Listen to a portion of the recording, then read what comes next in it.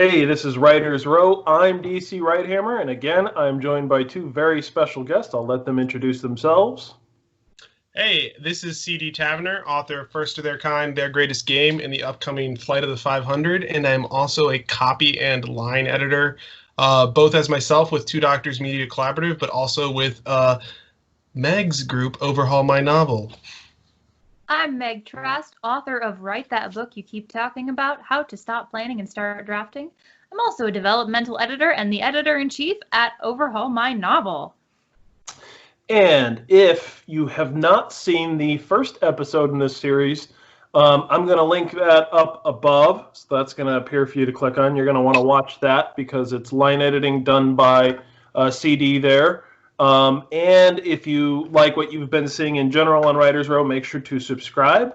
Hit that notification bell because you're going to want to be notified. We're going to be doing a live stream edit of 500 words from an author in the coming week or so. And so you're going to want to make sure to pay attention because we are giving away free manuscript critiques if your edit got chosen to be edited on air, as well as for that. Correct me if I'm wrong. Is it only if they were chosen for the live edit? Is that the one that gets the free one? So Correct. If your 500-word edit gets chosen for the live edit we're going to do in about a week from this video, you will get a free manuscript critique. And then the other way you can win is by paying attention to these episodes, this one and the previous one. We've got some clues in there. You can win a manuscript critique with that as well. So lots of things you can learn by watching this, and then an opportunity to win as well. That being said, I will hand it off to Meg now to tell us about the type of editing we're going to see tonight, and we'll dig right in. So today we're going to be looking at some developmental editing, which is a little bit harder to do with just a sample piece. But even in a short period, you can still see some themes. You can still see some things emerging in the beginning. And the first 500 words of your chapter are super important, or first 500 words of your book are super important, and will help. It's sort of like when you write a paper for college and you're writing your thesis for your paper.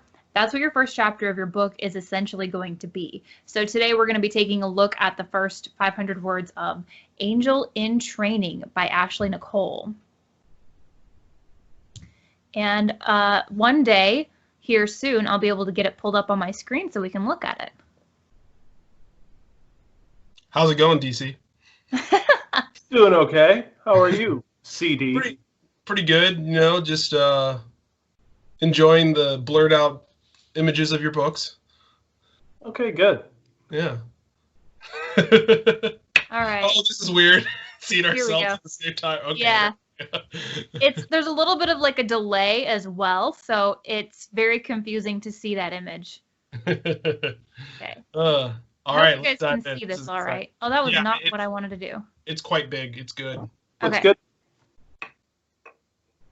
Here we go. Ashley Nicole, Angel in Training.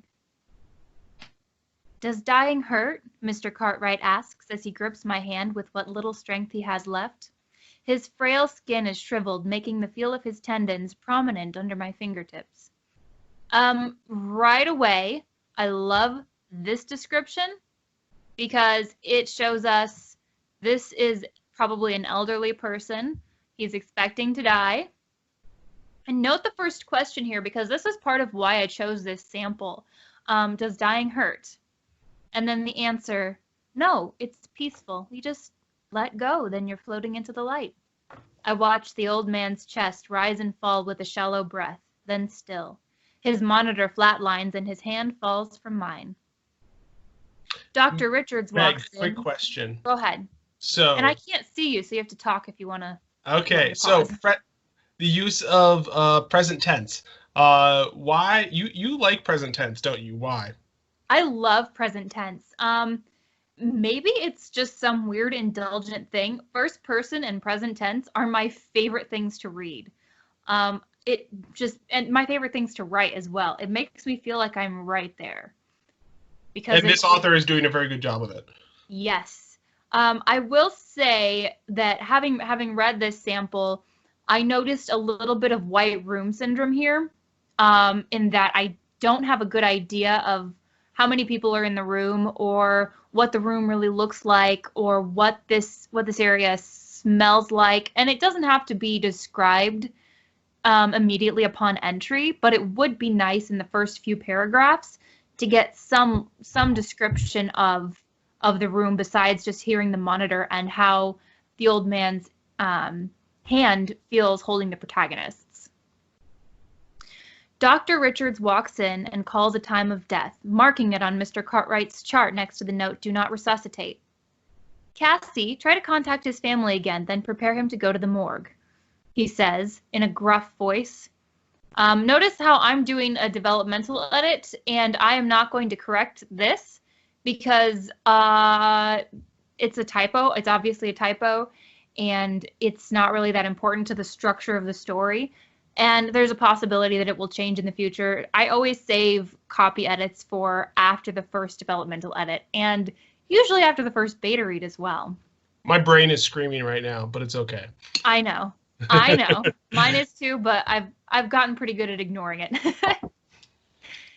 His white jacket fits across his broad shoulders like it was made for him, and not a one-size-fits-all uniform. This does tell us a little bit about the character as well. "Yes, sir." Getting out of the seat next to Mr. Cartwright's bed is harder than it should be. I should be used to death by now. Dr. Richards eyes me over his thin-frame glasses. His light blue eyes are striking, paired with his short black hair and beard. Most of the nurses here at the hospital scramble for his patients' charts in hopes he'll notice them. I've never seen him give any of them a second glance. Not like he does me. So this is interesting because it draws attention to a certain dynamic that these characters have. Cassie being the protagonist. And it makes me curious about what look it is that he's giving her and what that could potentially mean, how she feels about it, how it's going to affect the story later on. It's beginning to form questions in my mind. And as I'm doing a developmental edit, I'm taking note of these questions because I am expecting you, the author, to answer them by the end of your book. "Is there something else you need?" I ask to break the moment hanging between us. The slightest color touches his cheeks. "No, well, yes, but now isn't the most appropriate time. Meet me for lunch around 1? Here's something interesting. The next line, I cringe, hoping I'm misreading his intentions. "I'll meet you in the cafeteria." So the character clearly has an impression of what she thinks Dr. Richards wants from her. But she has not communicated with us, the audience, what she's reading from him. He's blushing. And I think I said this before, but as a reader, I love it when like adult men in stories blush. So authors, please keep doing that. But that's just a personal note. The confusing thing is their reactions to each other, and then the lack of underlying motivation in the narrative. It doesn't have to be a lot, but some kind of indication of what she thinks his intentions are and why she's hoping she's misreading them. And there's a lot of ways that you could potentially explain that a little more. And I want to hone in on that point for a second. That like she's towing the fine line right now between like trying to draw the reader along to learn more while also giving enough detail. And I think there's a question of like, is there enough information for the reader to know what intentions she's referring to? The blushing kind of helps a little bit, but the line, "Is there something else you need?" I asked to break the moment hanging between us. And some of the earlier description of him kind of indicates like that, like, I don't know, almost like there might be mutual attraction, and but also there's the cringing line, and so there's just a little bit of confusion going on, and maybe a little bit extra of what her mind is thinking, because like that's a good point. Yeah, I'm thinking that like an internal thought here might be, hey, like, oh, not again. Like, no, I don't have time for insert romantic relationship or whatever. Like something extra just to make clear. That's a good point. Word choice is important here because having a moment hanging between characters does suggest some sort of mutual tension. Yeah. But the tension on her part, it's implied in the line with the word cringe that the intention on her part is very, very likely different than the tension on his part. And I think just some indication of it seems like maybe he's attracted to her and she's not attracted to him. But it seems like maybe and trying to explain things to yourself as you're reading will take you out of the moment, like trying to understand what's going on. It's good to have a little bit of mystery, yes, but it feels like the author is creating tension for a future moment of conflict. And why is that potentially problematic in first person? Is it potentially problematic? Yes. Not necessarily. Because a lot of times the drama created by these types of relationships is that you are only seeing it from one character's perspective. So I don't think that having it in the first person would really make a difference versus a close second. So I was more thinking about the like not giving enough information in the first person. It's like if you are writing in the first person, then the character's thoughts are always ever present and the character knows like what this relationship is. And so if you aren't leaning into the thoughts that the character would be having regarding their relationship, like even something like, so when he says not like he does me for the looking at him, if it's like actually he's got like really leering, creepy glances at her, like the character would be thinking about those leering, creepy glances. And disgusted by them. And the cringing it's the whole unreliable narrative thing. Like you choose first person to, you have limitations, but their thoughts shouldn't be unreliable unless there's something in the story to make that a thing. So far we haven't gleaned any of that. So I agree. Not like he does me. Like that's a really cool line. I think that whole thought process is really cool. Something because you've heard we've heard it in both ways where that could be romantic, not like he looks at me like that. Is that wanted or is it oppressive? Is it definitely unwanted? Something, even if she scowled or something like that. It doesn't have to be overt. Just a little hint might give us an idea and really set up the context. Yeah, and cringe does a little bit of that, and especially followed by hoping I'm misreading his intentions. But because it's not completely clear what his intentions are, this line loses some power.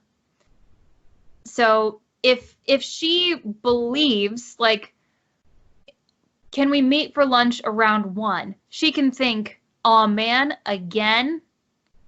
Right. Yeah. So, something I hope he's probably planning on asking me to dinner again. Yeah. I can't believe he's asking me to lunch again. Right. And so one of we're hyper focusing on this part, but I actually think it's actually really important to think about really closely because in the first 2 pages, this is the first inkling of potential character conflict that we're seeing. And in order to draw readers in the moment, you've got to nail that potential conflict and make sure they understand and be like, ooh, we've got some weird, awkward romance, office, hospital romance thing going on. And some readers might be like, ooh, I'm drawn in by that. But if it's like unclear, they may miss that opportunity to be drawn in. Exactly. And I want to toe the line between line editing and the developmental edit in the by now, but now isn't the most appropriate time. To me, I think the most appropriate is a bit excessive for conversation, especially if he is either like embarrassed or whatever it is, but he says, no, well, yes, but now's not the time. Like, keep that a little more choppy. And that is developmental in my mind. It's not even just word economy. I think.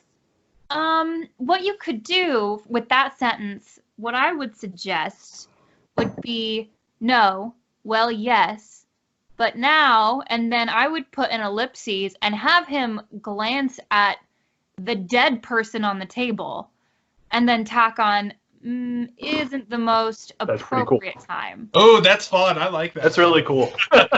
So, like, it seems the way that it's phrased here is very casual. No, well, yes, but now isn't the most appropriate time. But if you're having him hesitant, like pause and look at the body and be like, but now isn't the most appropriate time. Sure, that works. That's really great because then you get this like subtle implication of he's like, oh, I want to kiss you, but there's a dead body right But here. there's a dead body. Yeah. Something else I noticed with this sample is that there are some moments that I would consider as a human who lives amongst other humans very serious, but there's a sort of like dry humor, almost flippant attitude about some things coming from the main character. And I don't think that's a bad tone to have. It's more of a dark kind of humor, which I personally really like, but I would want to make sure that is the intention on the part of the author going into that, because having something read as humorous when it's supposed to be serious is not a good feeling. Yeah. We've stalled on the cringe sentence long enough. I think it's time to move forward. I agree. He nods and exits the room, leaving me alone with the former Mr. Cartwright. That's actually the specific tone that I was referencing. I begin undoing the blood pressure cuff and IV from the body. The man's empty eyes stare at me, so I reach forward and close them gently with my index and middle fingers. I pull the sheet above his head and unlock the wheels on his bed. Something I'm doing as a developmental editor is making sure that things track and make sense. Chris, do you know the process for removing medical equipment from a dead body? I do not. And Neither do I. Say it again? Neither do I. Yeah, so this is something that I would flag as an editor, and I think you would as well, that these final death moment details, you could gloss over them and be like, we finished up the taking care of the body and then left. You could do that. But if you hone in on these details, which I think is good to do in this moment, especially about a story that is clearly focused on death, you have to make sure all of your details are precise and medically accurate, because you're going to have people like me who just read it and be like, oh, that's probably right.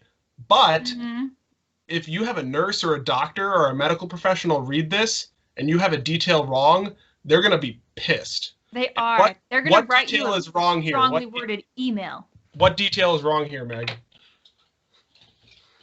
Well, there's a line I really, really like, and it puts a lot of emotion, and it's very impactful. The man's empty eyes stare at me. That's creepy. Yeah. That is a creepy sentence. And then it's immediately ruined by, so I reach forward and close them gently with my index and middle fingers. This is not a well-known fact because Hollywood lies about this on a regular basis.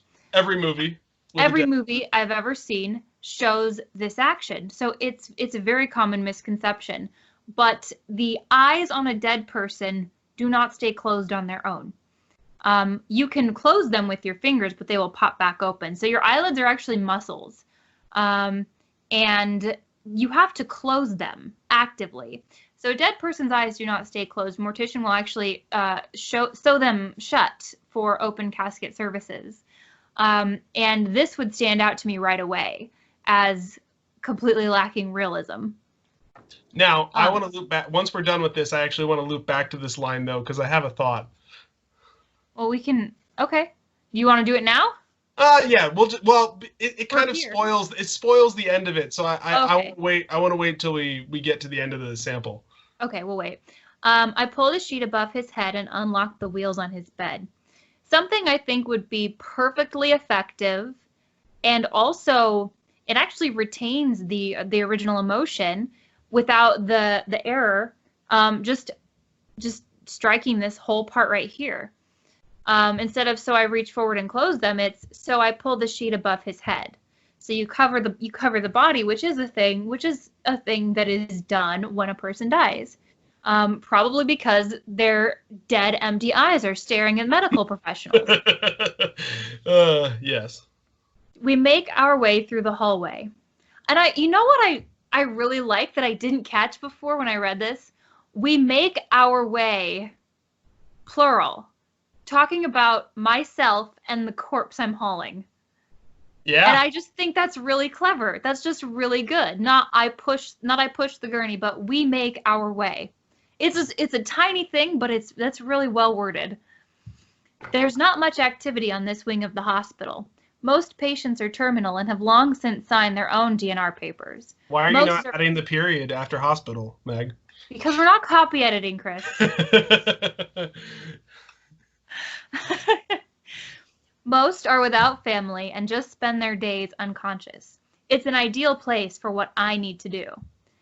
This line right here grabs 100% of my attention. Yep. Because I immediately think, wait, what? This has gone from a story about a hospice nurse to a story about someone who's doing something in the morgue with dead bodies. So many ways your mind can take.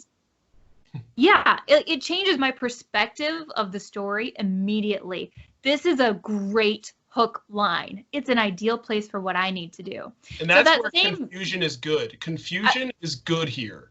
Yes, I was going to say that same vagueness that is harming the author in previous paragraphs is doing them a great service here. So it's good to be vague in the right places when you use it to set a tone. Because now we're creating mystery. Instead of setting up tension, this statement exists solely to make the reader go, wait, what? And then just immediately move on, it's so great. The pacing of this chapter is awesome. When I wheel the bed into the elevator, my finger brushes the button marked for the basement. I have a confession, Mr. Cartwright. I wasn't honest with you. The elevator doors open and we emerge into the dimly lit hallway leading to the morgue. When I learned today would be your death day, I revealed myself to you. I'm glad you are a believer because it makes it easier for you to accept the fact that there are angels. Another good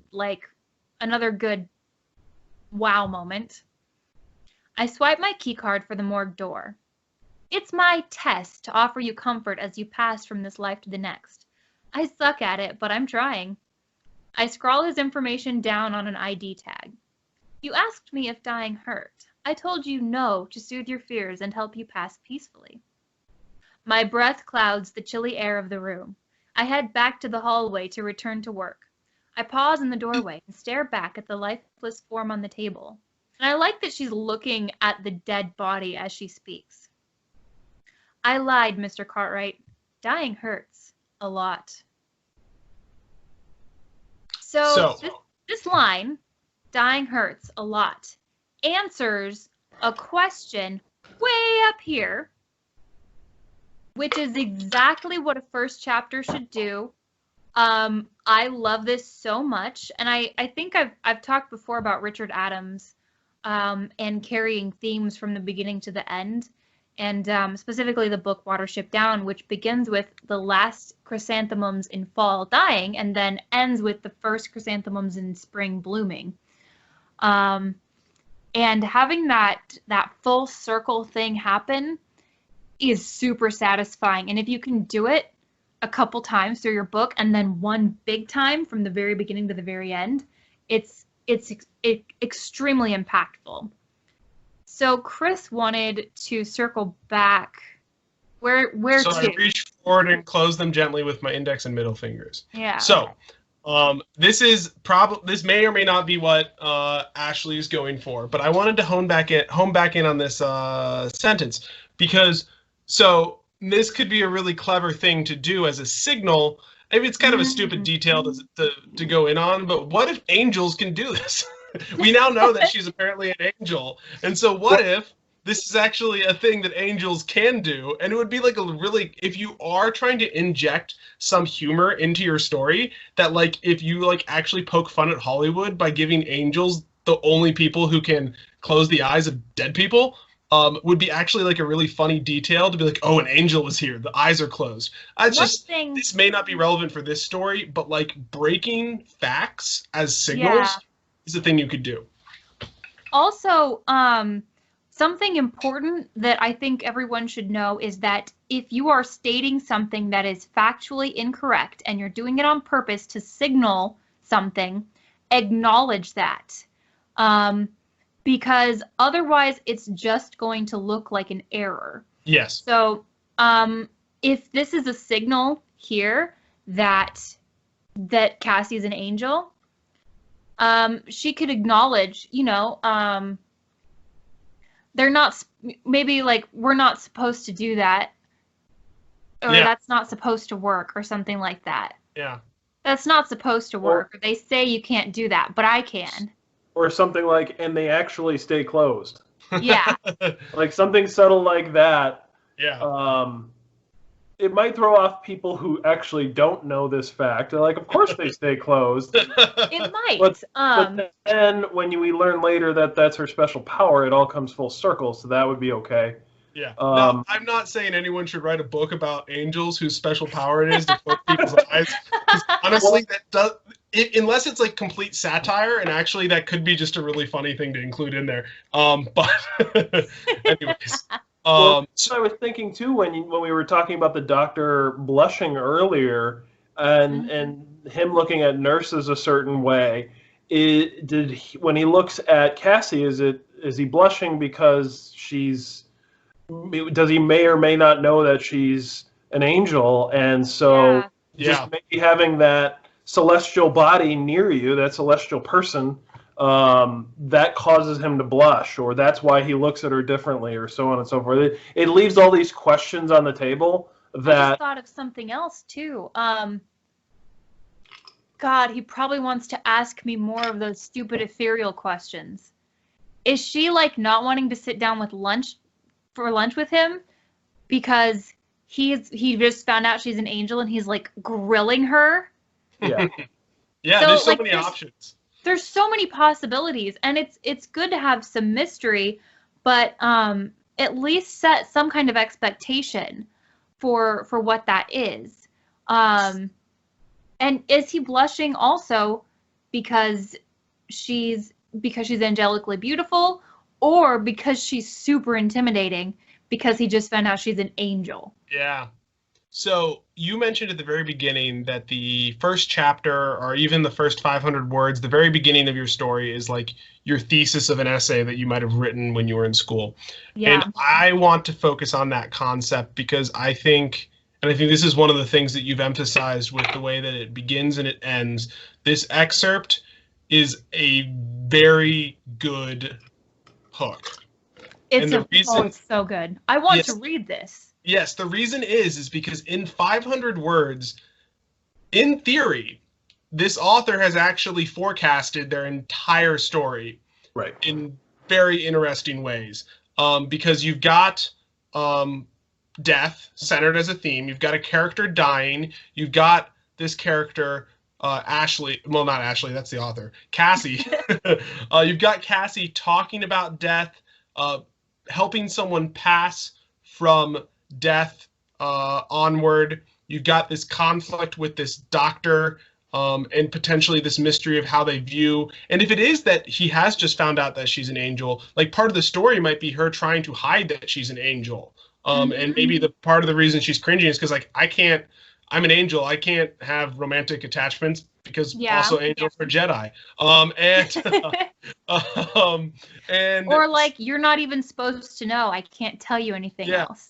Yeah, it was a mistake that you saw me pulling someone's spirit out of their body or whatever. And through these 500 words, you have most of the conflicts kind of forecast, and potentially even the character development where you've got Cassie, like she's clearly, I mean, from the title, we have angel in training. She's new at this, and she's going through this process, and there's like a whole story. Like everything is just kind of encapsulated in these first 500 words. It is the thesis. You've got themes of death, conflict of angels trying to hide amongst humans, but also doing their job. Yeah.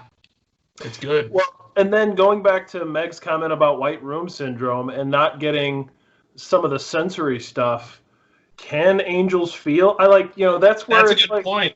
there's a little bit of that fantasy here that if she's just kind of floating along, that could be intentional. And so I think that goes back to the whole point of very well written, very, this is outside of the genres I normally read, and you still want to read it. I just want to dive in. I want to find out what's happening. And I think really well done. To that comment too, DC, if that's the case, if she's floating through without the five senses, she can describe things that other people have told her about. That's true. A lot of people complain about the smell in the hospice wing. But I can't smell it. Well, you don't even have to go there. You can just acknowledge that it's there without having the character really have an impression of it one way or another. It's true. A lot of people complain about the smell in the hospice wing. She still sees and hears things as well. Yeah. Right. So last episode, we talked a lot about, the particulars of punctuation. We talked about Oxford commas. We talked about the way that sentence fragments work and everything. Let's talk again about why you aren't focusing on things like Oxford commas in this edit. Why is that not relevant right now?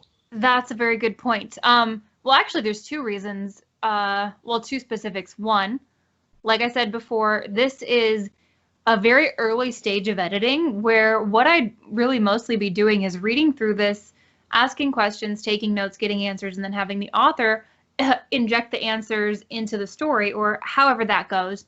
But two, a big part of editing is having a conversation with your editor. As an author, having a conversation with your editor. Let's zero back in on Oxford commas, for instance, because we talked about this a little bit in the last episode.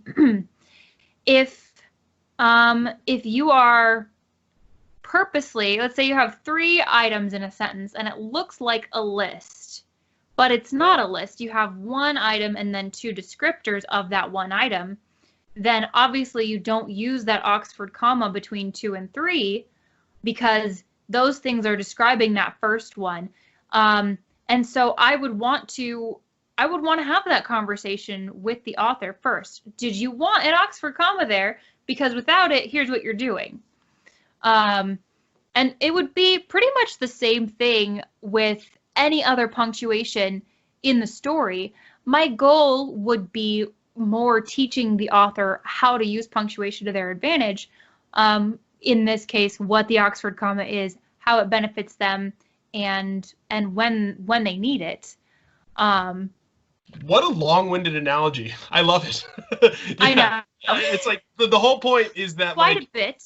Yeah, if you are going through a developmental edit, if you have a good developmental editor, then they're going to be helping you improve your manuscript, getting rid of parts that may not be good, or improving those parts, or rearranging and rethinking your story. And there's going to be very, very minute changes for a developmental edit, but we're just focused on 500 words. Part of a developmental edit too is going to be zoomed out to the 90,000 word level, where you might be chopping a chapter. And if you're thinking of your chapters like lists in your Oxford comma list, you might be like, well, okay, chapters 13, 14, and 15 aren't needed. They're a side plot that just ruins the story. And then if you did copy edits and line edits in those chapters, then you've wasted them. Wasted time. You've wasted time. Yep, that's exactly it. DC, do you have any final questions or thoughts? I don't. Good stuff here. I think we've done a good job in this short but sweet video series. The videos are longer, but I'm sure anybody who's been kind of watching to dig in and find out the developmental things in this episode and the line edits in the last one, I think they're going to get a lot out of this. If people have been paying attention, we've emphasized some certain things in both episodes. That's a clue to the secret, and if you can guess the secret, go ahead and send a DM to any one of us on Twitter. All the links will be in the description down below. No, I appreciate it. Anybody who's watched this long, I want to thank both of you for coming on and doing this. This is great. It's fun. And I will let you all have any last words that you would like to have. Go ahead. And with that, no last words. Silence. No, I think just a reminder, if you didn't, if your edit wasn't selected in either of these two videos, or it's not selected in the final one, we'll still be giving you feedback, and hopefully you appreciate that feedback and have also learned from these videos. I mean, now you don't need to go buy a masterclass. Just watch these videos. You've learned everything you need. And you don't need editors anymore, right? That's the lesson that we're teaching people? Is it? No, no. I'm like, I don't know. We can try. It'll take years. Soon we'll eliminate the need for editors. Yeah, brains don't work that way. We get too close to our words. Yeah, I tell people I'm a writer, not an editor. I need you guys. No, appreciate everyone sticking around. Make sure, again, to subscribe and hit that notification bell so you don't miss any episodes, but particularly the live event that's going to be coming up. And we'll be broadcasting it across social media, so you'll hear about it that way, too. And if you like this sample, Ashley's info is in the bottom, too. Follow her so that whenever this book is published, you can read it. I hope this book is published. I hope it's done. I'm gonna message her.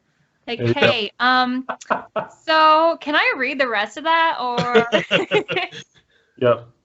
And with that, we'll call it a show. Thanks everyone again, and we'll catch you next time. See ya.